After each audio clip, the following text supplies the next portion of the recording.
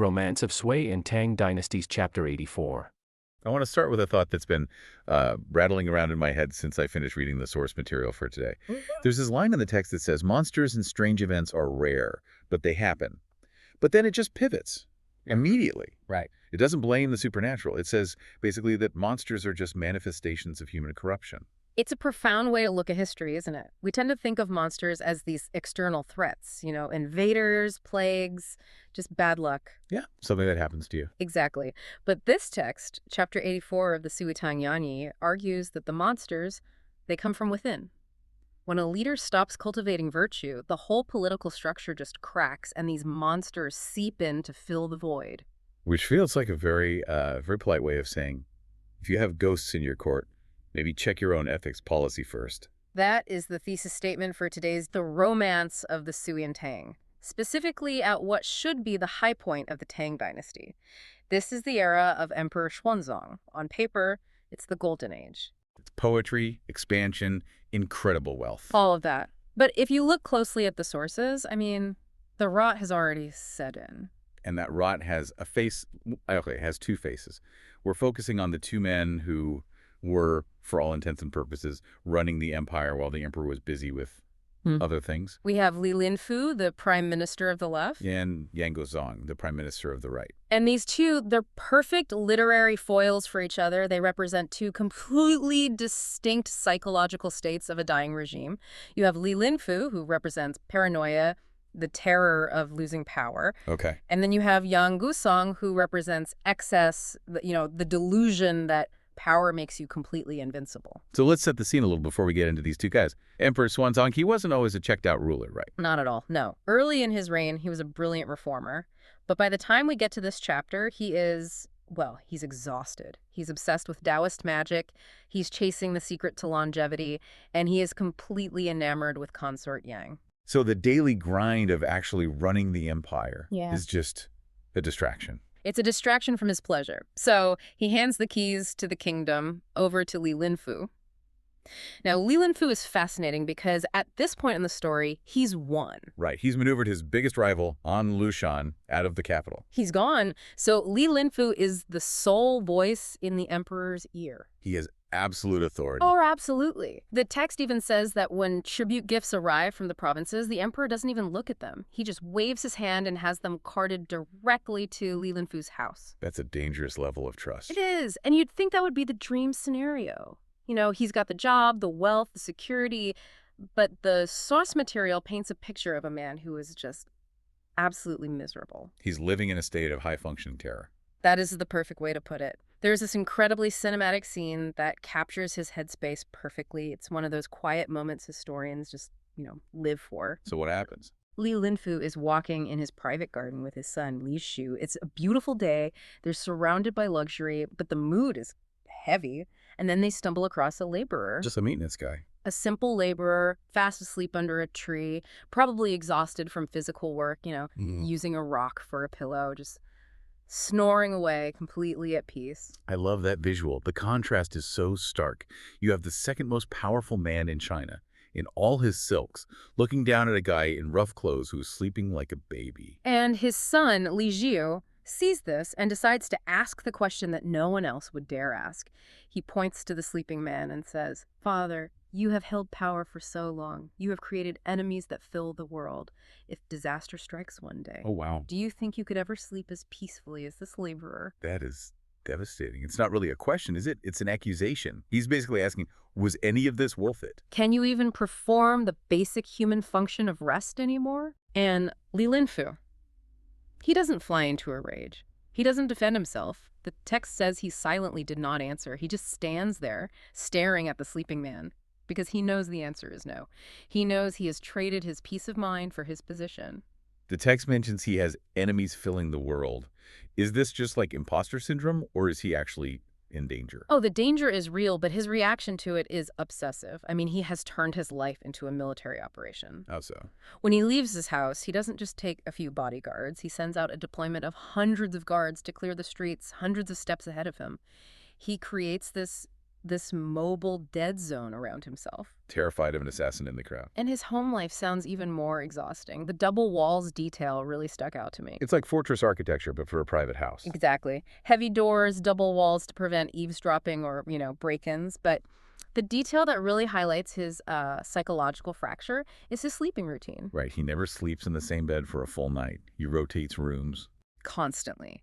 He might start the night in the West Wing, wake up, move to a secret chamber in the East Wing. Even his own family, his immediate family, often doesn't know where he physically is at any given moment. Imagine living like that. You're the prime minister, but you're living like a fugitive in your own mansion. It's the ultimate irony. What is? He sought power to feel secure, but the power stripped him of all security. That is the monster of Li Linfu. He has become this creature of shadows, just hiding behind walls, paralyzed by the fear of what's coming. So if Li Linfu is the monster of the shadows, then our second figure, Yang Guzong, is the monster of the spotlight. The prime minister of the right, and maybe more importantly, the cousin of the famous consort Yang. His psychology is the polar opposite. He doesn't hide. He wants to be seen. He relies entirely on what was called the pepper chamber connection, his relation to the consort. He knows the emperor tolerates him because he loves her, so Guzong just acts with total impunity. And there's a specific event in the text that shows this off perfectly. The spring outing. The Shaanxi festival, yeah. Traditionally, this is a day for, cleansing rituals by the water, a kind of spiritual renewal. But for the Yang family, it's a runway show. They're not exactly blending in. No, they turn it into a spectacle of dominance. Yeah. They organize their retinues into 5 distinct teams, each wearing different colors to distinguish themselves. And there's a subtle detail here that speaks volumes. What's that? They refuse to use umbrellas or canopies. Which is strange, right? Usually high-status people wanted to be shaded, protected from the elements. Correct. But they rejected the shade because they wanted the wall of spectators to see them clearly. They wanted their faces, their makeup, their jewelry to be fully visible. It's a level of narcissism where they are treating the citizens not as people, but as an audience. The source material actually brings in a heavy hitter here to describe the scene, doesn't it? The poet Du Fu. It does. Li Renxing, or The Ballad of Beautiful Women, it's one of Du Fu's masterpieces. He was there watching this parade, and he wrote a poem that on the surface sounds like praise, but underneath it's just scathing satire. I was reading the translation, and the sensory details are overwhelming. He talks about camel hump stew served in emerald cauldrons. I have to ask, was camel hump actually a thing? It was the ultimate luxury food, imported from the Silk Road. It just screams that the Yang family can consume things that traveled thousands of miles. And he pairs that with fish on crystal platters, waistbands weighed down by pearls. It's an assault of wealth. It is. But then he pivots to the atmosphere. There's that line about the bluebirds. The bluebirds flying away with red handkerchiefs. It's an image of chaotic, fleeting luxury. It suggests all this wealth is flighty, ungrounded. And then he delivers the warning. He describes their power as Zi Xing Qire, Which means, hot enough to burn your hands. so don't get too close. Stare if you want, but do not get close, or you will be destroyed. They are radiant with power, but it's a dangerous, radioactive kind of power. So you have this public display of just obscene wealth while the empire is starting to fray at the edges. Yeah. You'd think the emperor might see this and think, okay, maybe tone it down. You'd think. But what happens the next day? The opposite. The absolute opposite. The Yang family goes to the palace to thank the emperor, and Yang Guzong spins this incredible narrative. He tells the emperor, "We didn't throw that lavish party for our own enjoyment. We did it to welcome blessings for you, Your Majesty." That is a masterclass in gaslighting. I ate the camel hump stew for you, emperor. Basically, yes. He frames their extravagance as a sign of national prosperity. His logic is, look how rich we are. Surely that means the empire is peaceful and booming.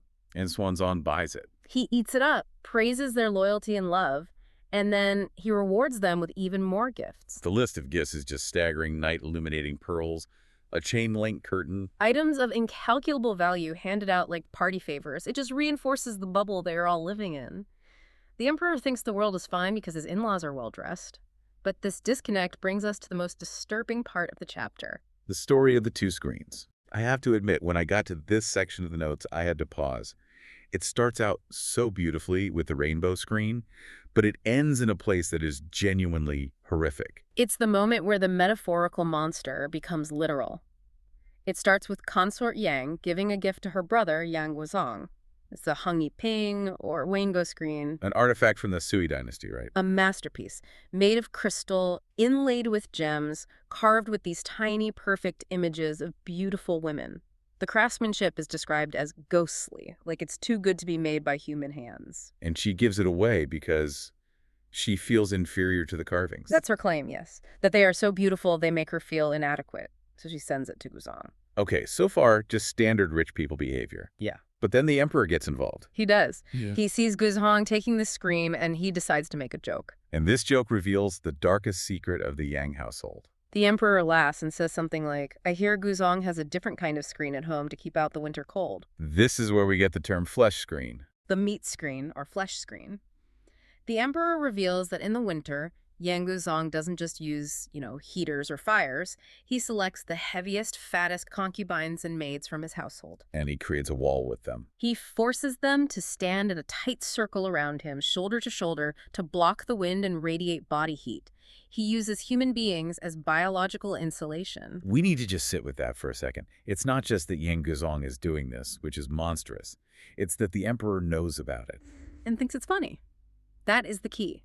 The emperor, the son of heaven, the man responsible for the moral alignment of the entire cosmos, sees this incredible dehumanization as a quirky habit. To Yang Guzong, those women aren't people, they are furniture.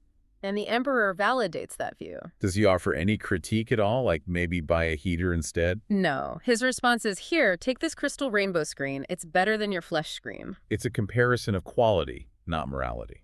Exactly. Use the crystal one. It's classier. It's an aesthetic judgment. And Guzong takes the screen home, displays it, and everyone comes to admire it. They sigh over the gems. They envy him for the treasure. Nobody mentions a moral grotesquerie of the conversation that led to it. It's like the entire court is participating in a collective hallucination. They're so dazzled by the rainbow screen that they completely ignore the flesh screen. It brings us right back to that initial idea of monsters. We have two very different kinds here. You have Li Linfu, the monster of fear. He shows us what happens when power is built on cruelty. You lose your peace of mind. You become a prisoner in a maze of your own making. And Yang Guzong is the monster of excess. He shows us the dehumanization that comes with unchecked privilege. When you have everything, people stop being people. They become screens or an audience for your fashion show. And both of these men have reached the absolute pinnacle of success in their society. Prime ministers, wealthy beyond imagination. But looking at the reality of their lives, is that success? I certainly wouldn't trade places with either of them. One is an insomniac wreck, and the other is a moral void who is, spoilers for history class, heading toward a very, very violent end when the rebellion finally hits. Okay, let's shift scenes. I want to start with a scene that, well, it feels like it belongs in a psychological thriller, but it's actually set over 1,000 years ago. So picture a sweltering hot afternoon. You have this high-ranking government official, one of the most powerful men in the entire empire, and he locks himself in his private tower to escape the heat. Mm-hmm. He's lying there, just staring at a decorative screen painted with these beautiful women, and he starts having this fantasy. He thinks, if I could just possess one of them, I'd be happy. Right. It's the classic setup for a cautionary tale, isn't it? Yeah. The powerful man who thinks he can just own everything he sees. Exactly. But then the screen ripples. The painted figures start to move. Oh, wow. They step out of the frame, grow to human size, and they surround his bed. But instead of the romantic encounter he was hoping for, they start berating him. Me too. They critique his politics, his morality, his competence, everything. Which is terrifying. It's one thing to have a ghost in your house. It's another thing entirely to have a ghost that understands public policy and knows you're doing a terrible job. Right. And the source material we're looking at today uses the supernatural not just for scares, but to diagnose exactly what went wrong with the empire. I have 3 distinct stories. A haunted screen, a lethal drinking game, and the secret identity of a famous immortal. How these 3 weird events, how they explain the fall of a dynasty. That is the perfect way to frame it. Because on the surface, they're just fun ghost stories. But underneath, they are absolutely signaling a massive political collapse. Okay, let's start with that first story, the haunted scream. Our protagonist, if you can even call him that, is Yang Guzong. Right, Yang Guzong. For anyone who isn't up on their Tang history, he is the prime minister. But maybe more importantly, he is the cousin of the emperor's favorite consort, Lady Yang Guifei. And historically, he's viewed as, like, the quintessential corrupt official, arrogant, nepotistic, and largely responsible for the administrative chaos that eventually led to the An Lushan Rebellion. So he's the villain. Your guy. And in our source text, he's upstairs, sweating, looking at the screen. And the text says he has this very specific thought. If I could get just one or two of these women, my joy would be infinite. It's just pure objectification. He looks at art and all he sees is something to consume. And that's the trigger. That's when the hallucination kicks in, the women step down, and the source material is incredibly specific about who they are. It's not just, generic beauties. No, not at all. It's a roll call of archetypes. A roll call, yeah. The detail here is surprising. It lists them by their attributes or their legendary roles. You have the silk-splitting woman, the lotus-stepping woman, the yarn-washing woman. And the wine-selling woman, the girdle-untying woman, and the feather-gathering woman. It's like a catalog of idealized femininity from mythology. It creates this overwhelming sense of presence. These aren't just vague spirits. They are specific cultural icons. Some of them are even named, like Zhu Fei Kuang or the Peach Blossom Fairy. It's like the entire pantheon of beauty has arrived to stage an intervention. And the leader of this group is the Witch of Wushan, or Wushan Shenvev. Now, I was reading up on this, and usually in Chinese literature, isn't she a symbol of romance? Like, if you dream of the Witch of Wushan, it means you're having a passionate encounter. Typically, yes. The clouds and rain of Wushan is a classic euphemism for intimacy. But here, the author just completely subverts that. She is not there to seduce Yang Gosong.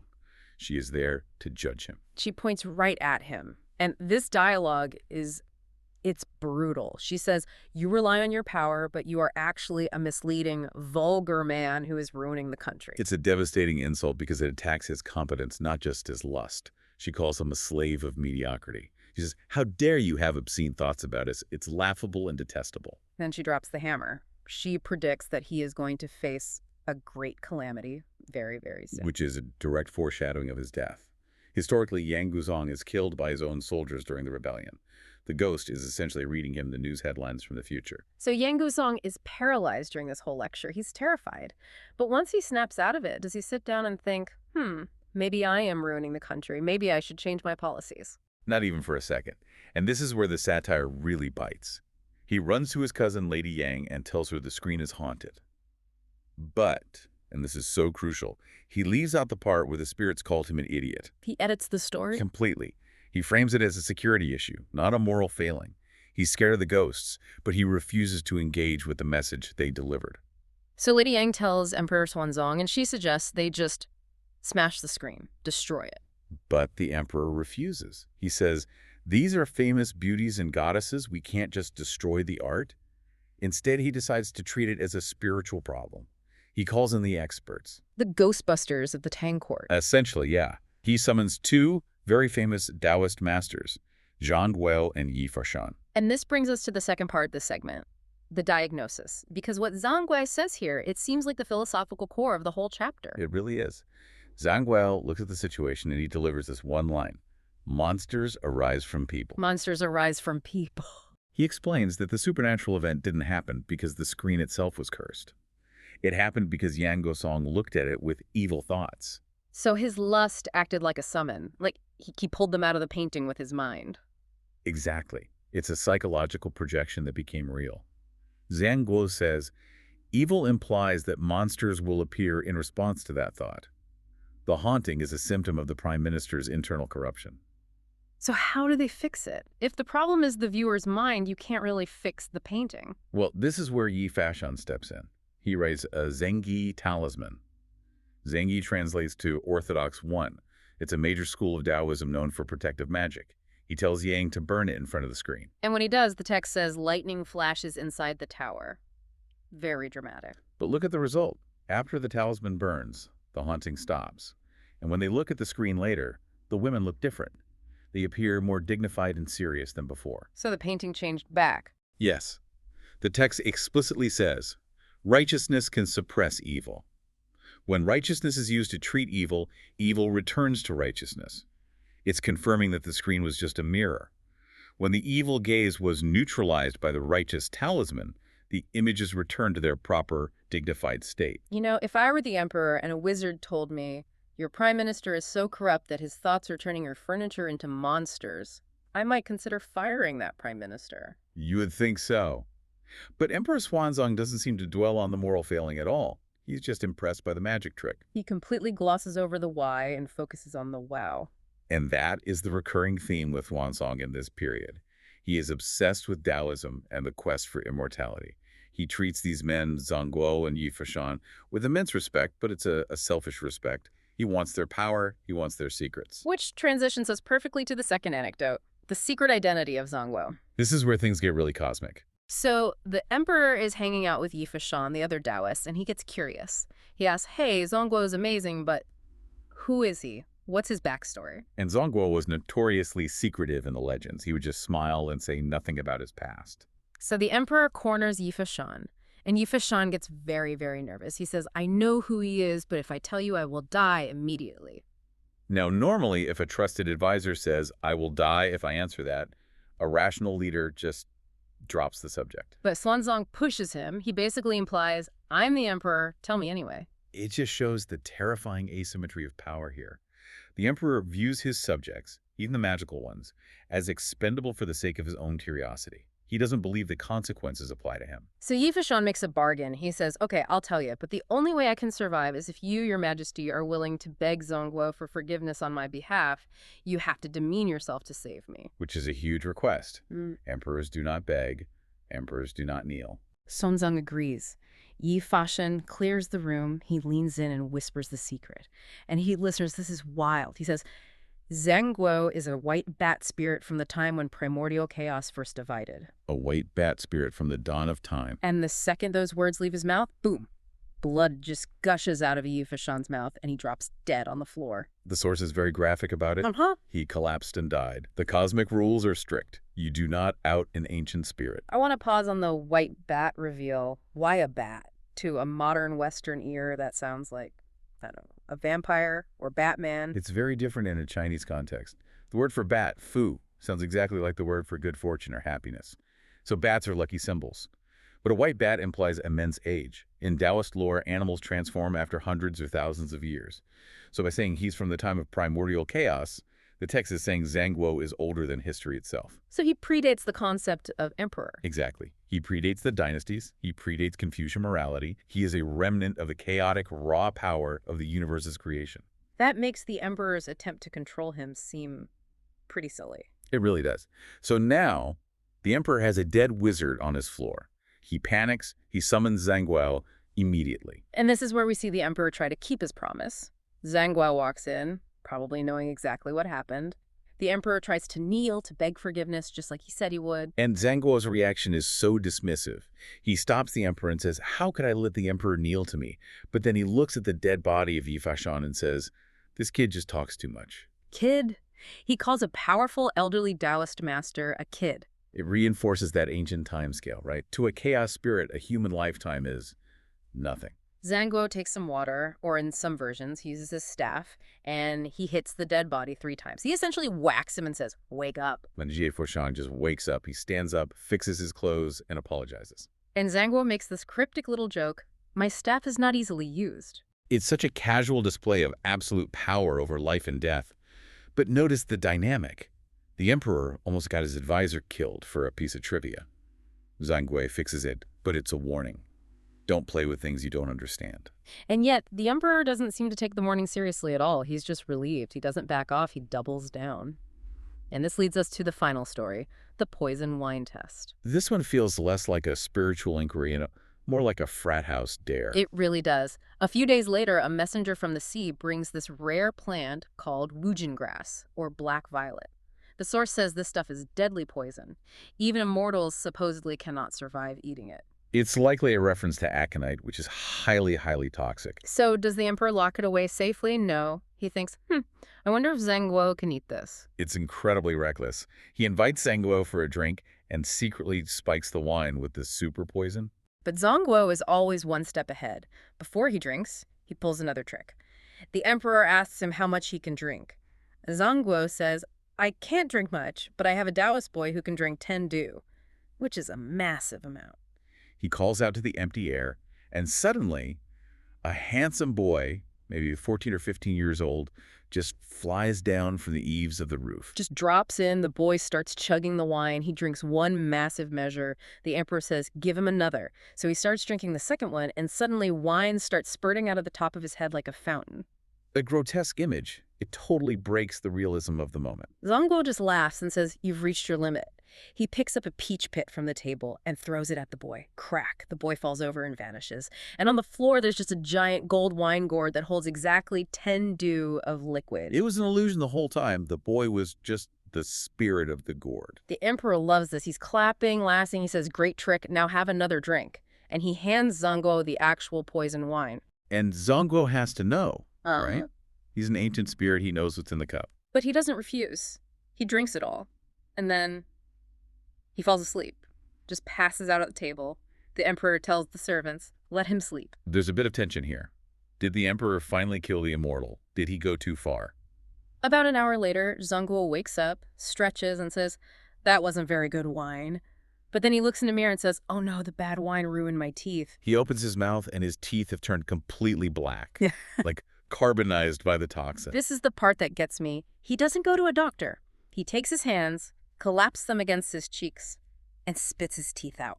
All of them. And instantly, a brand new set of sparkling white teeth grows in to replace them. And the emperor's reaction. He is absolutely delighted. He's praising the magic, shouting, good, good. And that's where the text says, from this point on, the emperor believed even more in the arts of the immortals. So imagine you're the emperor of China.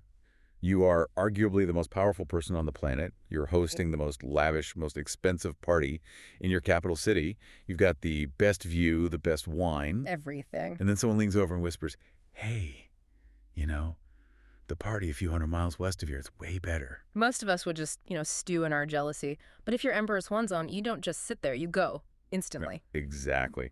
So what we're really looking at is a legend. A legend about the Lantern Festival, or Shangyuan. It's a story about magic, royal indulgence, and the very blurry line between what's real and what's an illusion. We've got a private jet made of wind, a bridge made of silk, and a bar tab paid with a royal scepter. It is a wild ride. So let's set the scene. It's the Lantern Festival. Where are we starting? We are in the inner court of the palace. Emperor Xuanzong has gone all out. The text says he's built this huge, high, colorful tower, just decked out with lanterns. It's a feast for the eyes. But the guest list is really strange. Incredibly strange. Yeah, you'd expect for a state celebration, you'd have the whole court, right? Ministers, generals, the whole works. Right. But here, the emperor specifically says no outside ministers, no concubines. It's basically a boys' night. Just him and two Daoist masters. Yu Fashan and Zhang Guo. Though Zhang Guo is running a bit late. So it's the emperor and Yi Fashan. And the emperor is, he's feeling pretty good about himself. He's drinking, he's looking at his lights, and he drops this boast. He says, the lantern festivities here are the absolute peak. How could anywhere else compare? Typical emperor behavior. The center of the world is wherever he happens to be standing. He wants validation. Yeah. But Yi Fashan, the Daoist, he's not having it. He just kind of looks around, shrugs a little, and points west. And says, actually, the Lantern Festival in Ziliang, that's Western Liang, is extremely impressive tonight. It's not inferior to the capital at all. And that's the hook. He's challenging the emperor's whole reality. Ziliang is way out on the western frontier. It's not a casual trip. Not at all. And Xuanzong, of course, takes the bait. He says, well, if you can see it, why can't I? And this is where it gets really good. Fashan doesn't say, oh, just take my word for it. He says, if you want to see it, it's not hard. He offers to take the emperor there, right now, by riding the wind. Which is, that's a level of sorcery that goes way beyond parlor tricks. This is actual transportation. Now, before they can go, someone tries to intervene. Yes. Enter Gao Lishi, the loyal eunuch. He's always there in history and in these stories. And here he's the voice of bureaucratic caution. I feel for the guy. He throws himself on the ground and says, basically, Your Majesty, please don't do this. And this argument is so interesting. He doesn't say magic is fake. He says, even if this Daoist has magic, you are the head of state. You possess the 10,000 chariots. You shouldn't risk your body on a magic joyride. 10,000 chariots. That's such a heavy phrase. It implies responsibility.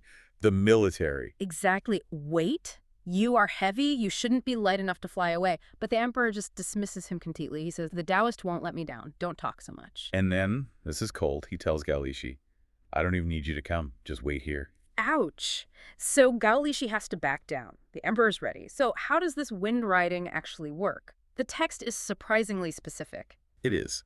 Fashan tells the emperor to change his clothes, probably to blend in or something. He brings along 2 small eunuchs who also change. And they all stand in the courtyard, and the instruction is simple. Close your eyes. The classic magic rule, don't look or it breaks the spell. Exactly. Sensory deprivation. They close their eyes, and the text says they feel their feet just lift off the ground. It describes it as traveling through the clouds and Milky Way, a sensory experience of flight, but with no visuals. And then, just like that, boom, they land. Faishan says, okay, open your eyes. And suddenly, they're not in the quiet palace anymore. They are in Xiliang. The first thing they notice is the sound. The noise. Yeah. Yeah, the text mentions the Xiliang voice, the specific accents of the people. I love that detail. It's the soundscape that hits first. And then the visuals. Miles of lanterns, people everywhere, a crushing density of humanity. It's such a great contrast. In the capital, he was isolated in his tower, but in Xiliang, he's mixed in the thick crowd. He's just another tourist. But he's skeptical. I mean, wouldn't you be? Oh, completely. I'd think, is this hypnosis? A hologram? And Xuanzong thinks exactly that. He whispers to Fashan, is this just an illusion? A magic trick? He can't quite believe it. So Fashan decides to prove it. And the way he proves it is honestly my favorite part of the story. He takes the emperor to a tavern. A tavern, yes. The ultimate grounding technique. You think you're dreaming, try to buy a drink. So they go in, find a nice spot, order wine, they drink, it's a normal night out. And then the bill comes. And, well, the emperor doesn't carry a wallet. Of course not. So the eunuchs check their pockets, nothing. They're just sitting there, having drunk the wine, with no way to pay. So they search themselves again, and they find a small jade rui. And for anyone listening, a rui is what exactly? It's a curved, decorative object. The scepter, really. Usually made of jade. It's a symbol of power and good fortune, something an emperor might just idly hold. It's incredibly valuable. So they're in a bar in Xiliang, no cash, and the emperor just hands over his royal scepter as collateral. It gets even better. He doesn't just hand it over. He writes a receipt, a hand note, promising to send someone to redeem the jade rui in a few days. That's wild.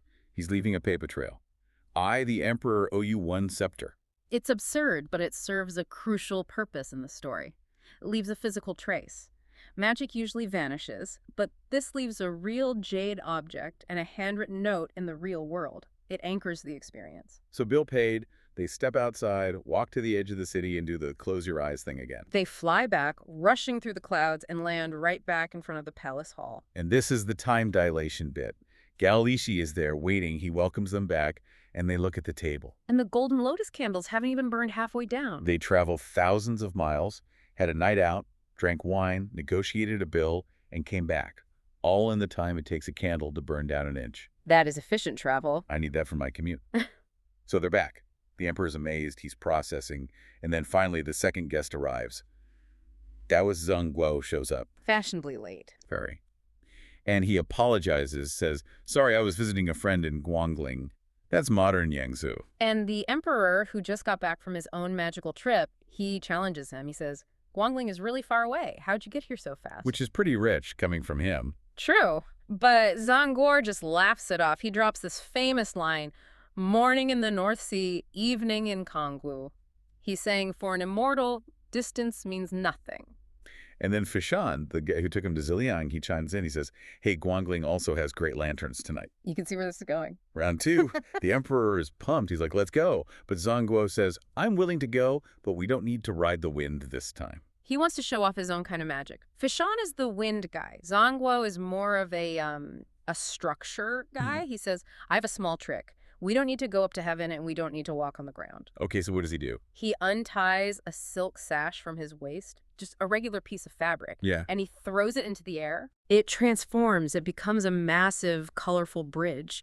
The text says it starts from the palace courtyard and just stretches directly into the clouds. A bridge made of silk. That is quite an image. Oh, yeah. There's a whole poem about it. White jade pavement, red railings, reaching all the way up to the Yao Terrace, the home of the immortals. It's this glowing, impossible structure arching into the sky. And the emperor just walks up it. He does. But the group is different this time. Because it's a bridge, a physical thing, they can bring more people. So Zhang Guo and Fashan lead. The emperor follows. And Daoist gets to come this time. Finally, the FOMO was probably killing him. And not just him. They bring a whole troupe of musicians, the Pear Garden players. They all start walking up this silk bridge. Is there a rule for this one? Like, close your eyes. The rule is don't look back. Steady steps. No need to look back. It's very mythological, very Orpheus and Eurydice. Right. If you look back, the whole illusion might shatter. So they walk a few hundred steps, and then the Daoists stop them. Where are they? They are hovering in the air, directly over the city of Guangling. So they don't land. No, this is an aerial view. They're standing on the bridge, looking down at the city lights. Just spectacular. That perspective shift is so cool. In Xiliang, he was in the crowd. Here, he's literally above it all.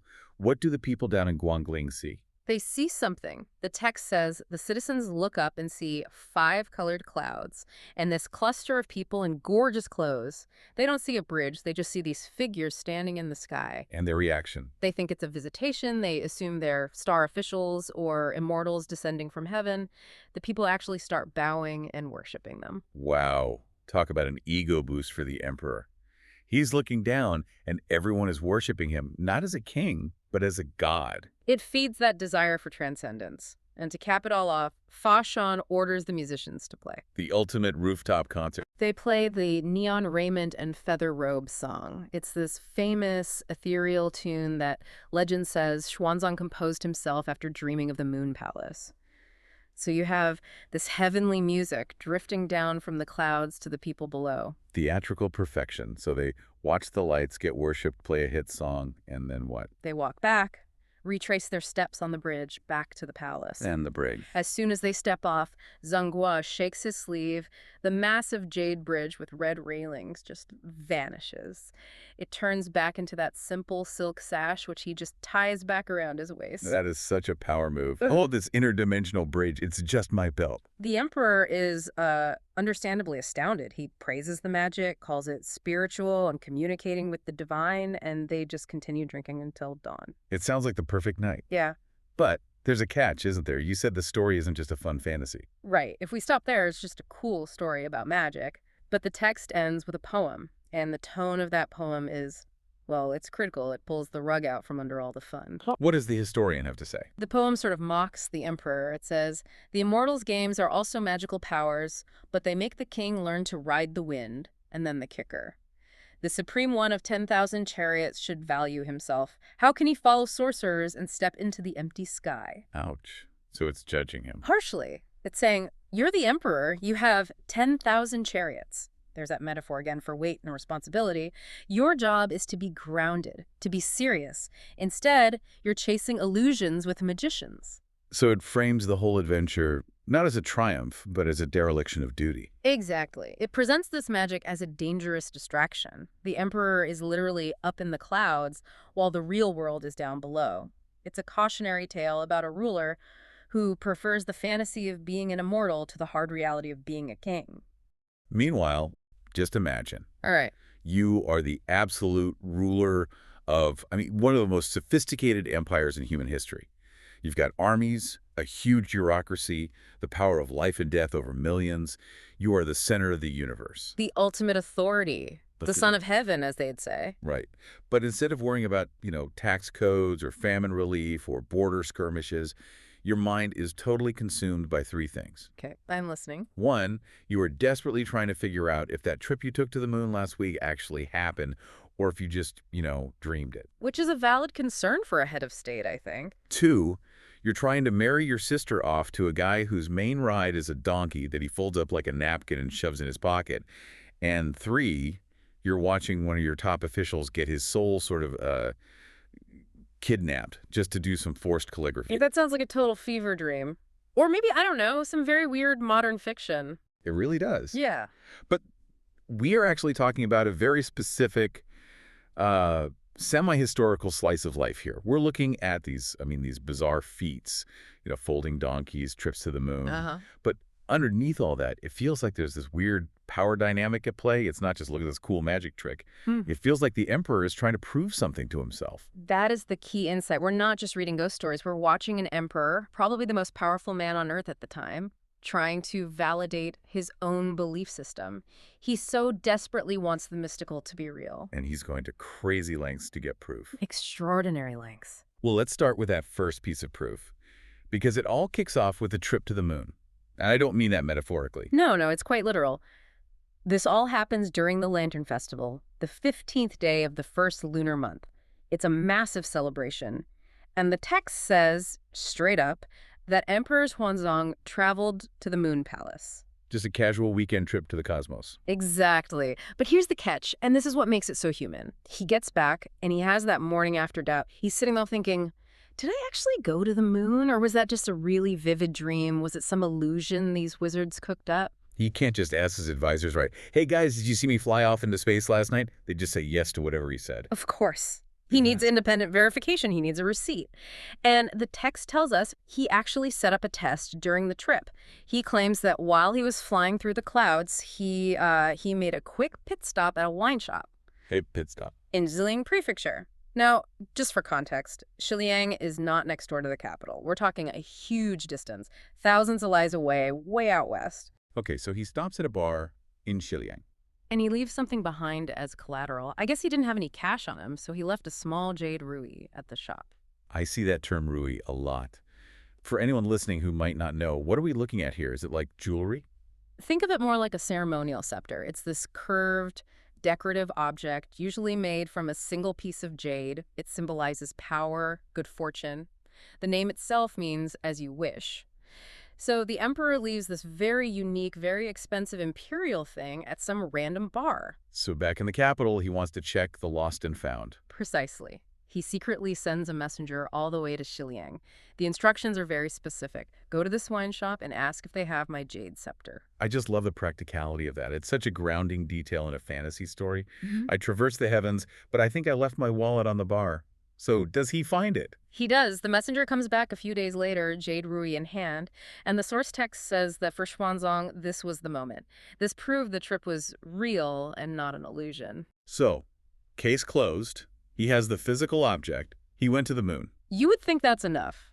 But the emperor is very thorough, or maybe just deeply insecure about his own reality, because then we get the corroborating evidence. This is the report from Guangling, right? Yes. Officials from the Guangling region send in a formal government report. They have no idea about the emperor's little trip. They're just reporting that on the night of the Lantern Festival, the exact same night, something weird happened in the sky. An anomaly. They reported seeing 10,000 five-colored auspicious clouds. And inside these clouds, they saw celestial spirits. But the detail that really gets me is the audio. They claim to hear celestial music just drifting down. And how do they describe it?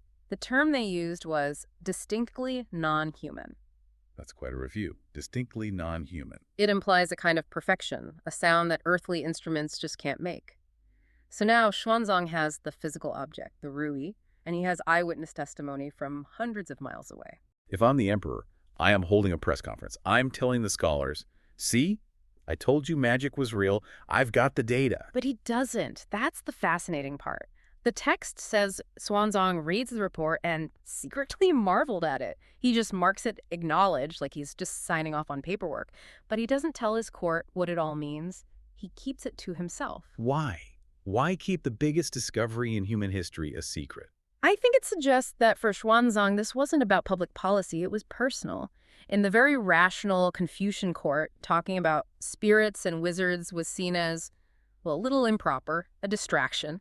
By keeping it secret, he validates his own divine connection without having to argue about it. It's his own little secret world. Exactly. He's Yeah. building a reality that only he and his wizards are privy to. Speaking of that distinctly non-human music, that actually brings us to one of the most famous artistic legacies in this whole story, the neon raiment. Ah, the rainbow skirt and feather robe. In Chinese history, this piece of music is legendary. It's considered, a pinnacle of Tang Dynasty court music.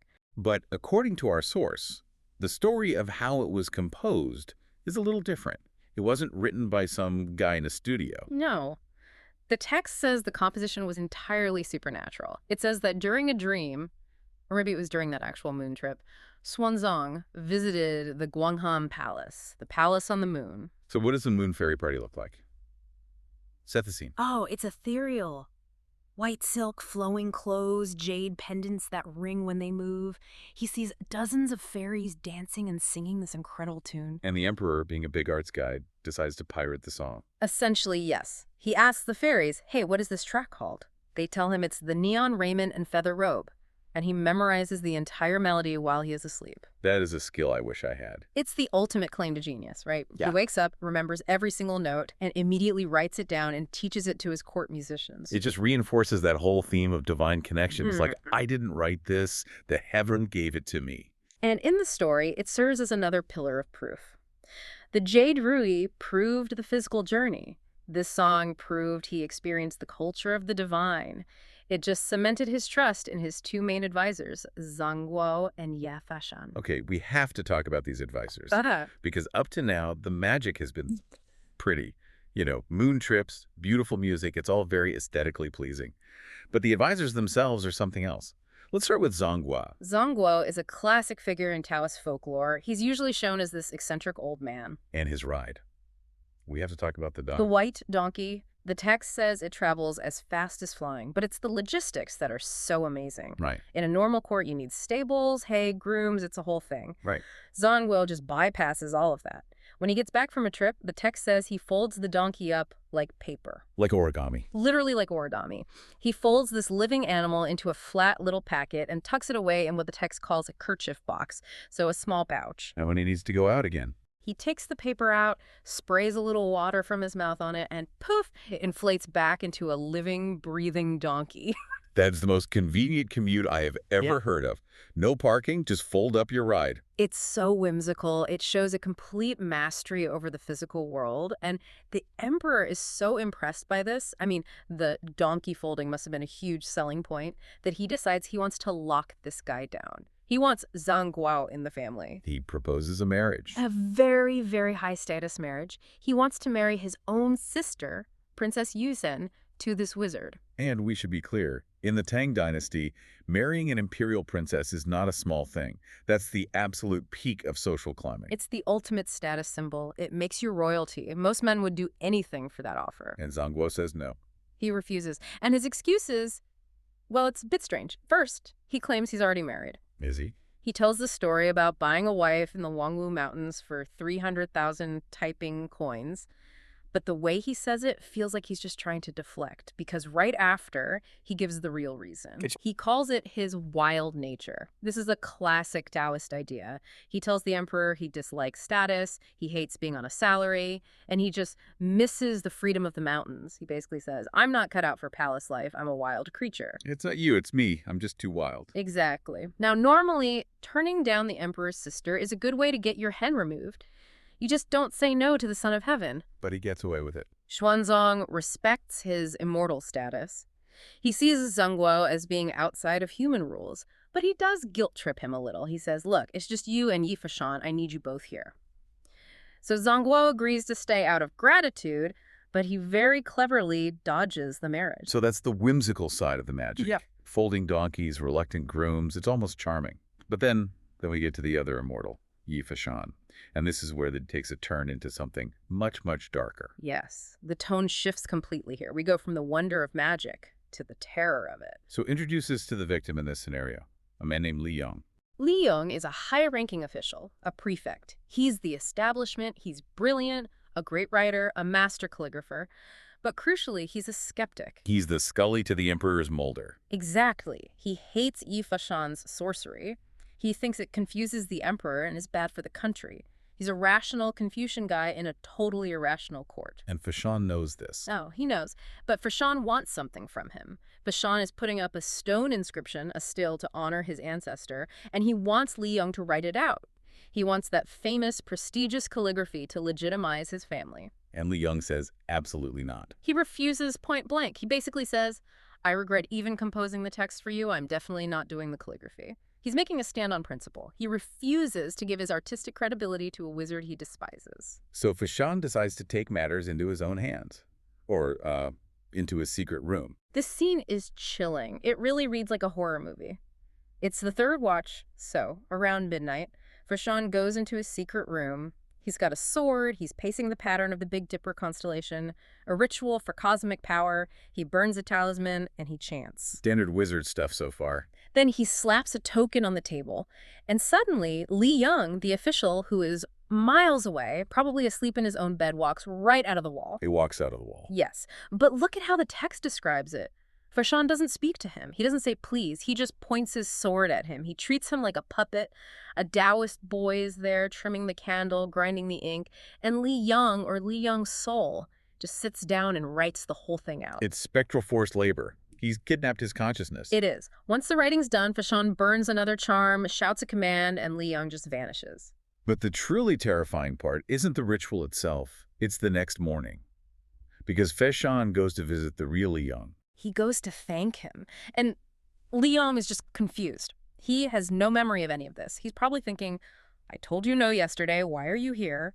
And then Fashan shows him the calligraphy. And it's his handwriting. It's his perfect, undeniable handwriting.